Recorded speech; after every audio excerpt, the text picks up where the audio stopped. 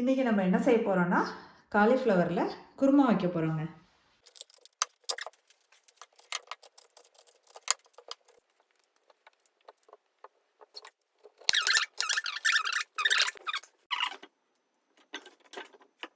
கொஞ்சம் மஞ்சத்தூள் போட்டுக்கலாம், உப்பு போட்டுக்கலாங்க, தண்ணி ஊற்றிடலாங்க.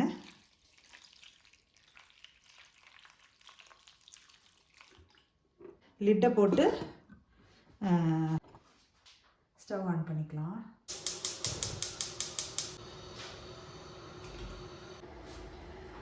இது பாருங்களேன், இது வந்து ஃப்ரீசரில் வச்ச பச்சை மிளகாங்க. இது அப்படியே இருக்குது பாருங்கள், ஃப்ரெஷ்ஷாக. இது அப்படியே கீறிக்கலாம். ஆனால் வந்து கல் மாதிரி இருக்குங்க, கொஞ்ச நாள் வச்சா தான் வெளியில் சாஃப்டாகும். இப்போ நான் என்னென்ன இதில் ஃப்ரை பண்ண போகிறேன்னா, கொஞ்சம் ஆயில் விட்டு இந்த பட்டை கிராம்பு, இஞ்சி, பூண்டு,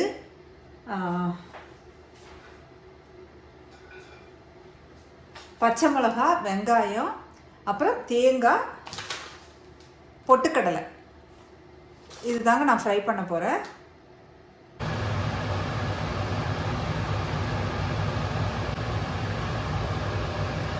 தாளிக்கிறப்ப கொஞ்சம் கூட போட்டுக்கலாங்க. வறுக்க போகிறதுல வந்து ரொம்ப போட வேண்டாங்க, ரொம்ப ஸ்மெல் ஆகிடும். காலிஃப்ளவர் நல்லா வெந்துருச்சுங்க. எப்படி வெந்திருக்கு பாருங்க.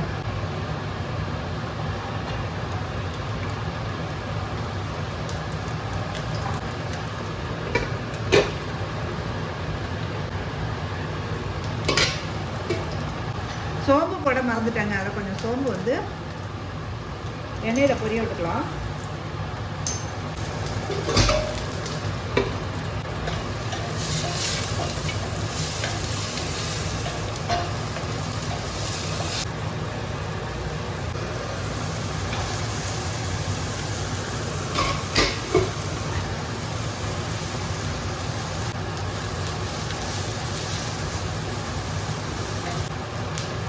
பொட்டுக்கடலை நல்லாவே இல்லை, ஸ்மெல்லு தாங்க முடியல. அதுக்கு மேலே துவரம் பருப்பு போட்டுக்கலாமான்னு பார்க்குறேன்.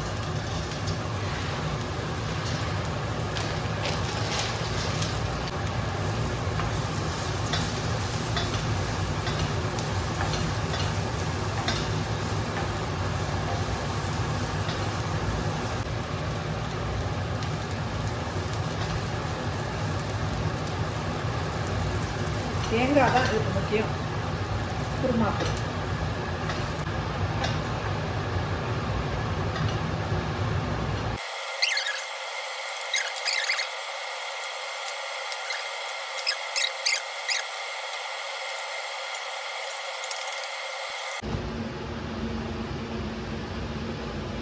இந்த 3 வெங்காயத்தையும் தக்காளியும் கட் பண்ணிக்கலாம். அடுப்பு ஆன் பண்ணிக்கலாம்.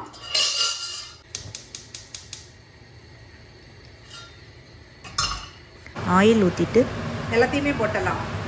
பட்டை, கிராம்பு, ஸ்டார் அனீஸ், ஏலக்காய், இலை, கல்பாசி எல்லாமே போட்டாச்சு.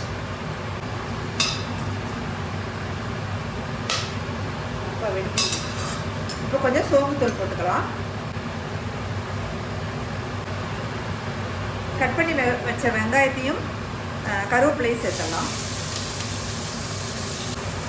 உப்பு சேர்த்துடலாம். உப்பு சேர்த்து நல்லா வதங்கட்டுங்க.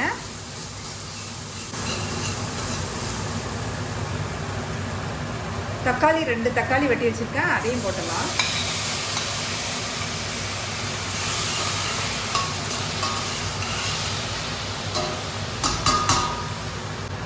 இதை மூடி வச்சிடலாம்.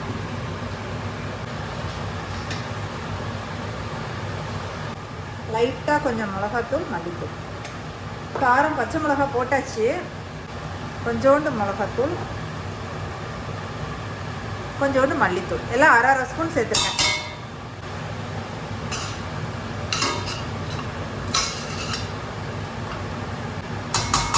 ஒரு 2 நிமிஷம் இருக்கட்டும், மூடி வச்சிடலாம். இப்போ அரைக்க வேண்டியதை மிக்ஸி ஜாரில் போட்டாச்சு. இப்போ நம்ம இதை நல்லா தண்ணி ஊற்றி அரைச்சிட்டு வந்துடலாங்க. முதல்ல வந்து சும்மா அரைச்சிட்டு அப்புறமா தண்ணி ஊற்றி அரைக்கலாம். ஏன்னா இந்த தடவை பொட்டுக்கடலை போடலை, வந்து சும்மா துவரம் பருப்பு, கடலைப்பருப்பு அது மாதிரி கொஞ்சம் போட்டிருக்கேன். அதனால் சும்மா அரைச்சாதான் அது மசியும், அரைப்படும். அரைச்சிட்டு வந்துடலாங்க.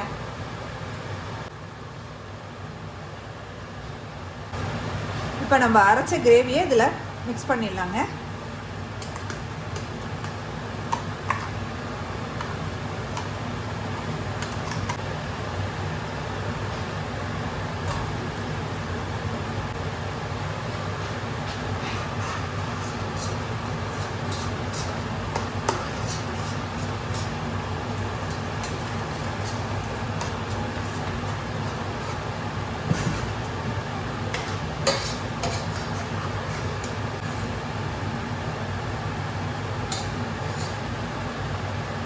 வாசம்லாம் சூப்பராக இருக்குங்க. ஆனால் உப்பு தான் பத்தலை.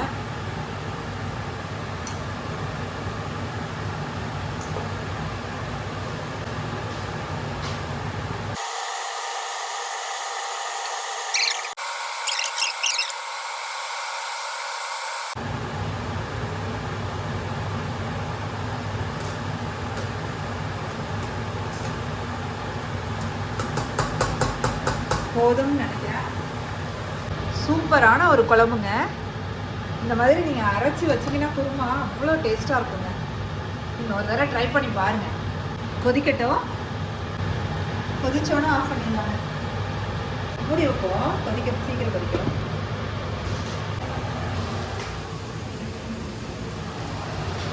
குருமாக்கு அப்படியே கொஞ்சம் கொத்தமல்லி தலையை தூவி நிறுத்த வேண்டியதாங்க. இப்போ பேனில் வந்து கொஞ்சம் எண்ணெய் ஊற்றி ஆனியன் போட்டிருக்கேங்க. ஒரு சூப்பரான குழம்பு ரெடி ஆகிடுச்சு பாருங்க. செம்ம டேஸ்டான குழம்புங்க அது. குருமா, காலிஃப்ளவர் குருமா. அடுத்தது காலிஃப்ளவரும் முட்டையும் சேர்ந்து ஒரு பொரியல். பச்சை மிளகாய் போட்டால் நல்லா இருக்குங்க. பச்சை மிளகாய் வேணால் போட்டுக்குங்க நீங்கள். நான் வந்து கொஞ்சம் மிளகாத்தூள் போட்டு தான் இது செய்ய போகிறேன். பச்சை மிளகாய் போட்டால் சூப்பராக இருக்குங்க. அவ்வளோதான், குருமா முடிஞ்சுதுங்க.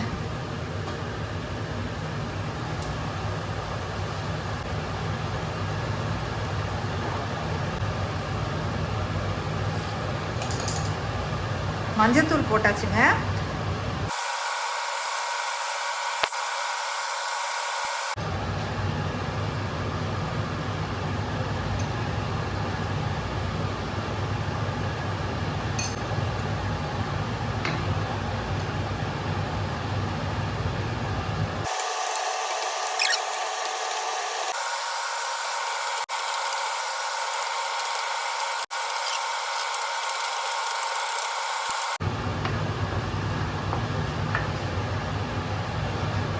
இதில் வந்து காலிஃப்ளவரை சேர்த்துலாம்.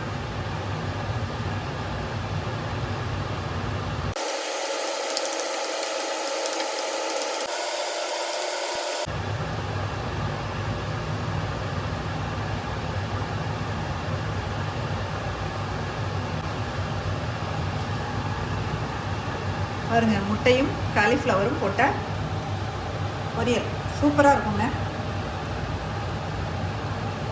நல்லா காரமான குழம்புக்கு நல்லா இருக்கும். இதையும் ட்ரை பண்ணி பாருங்கள்.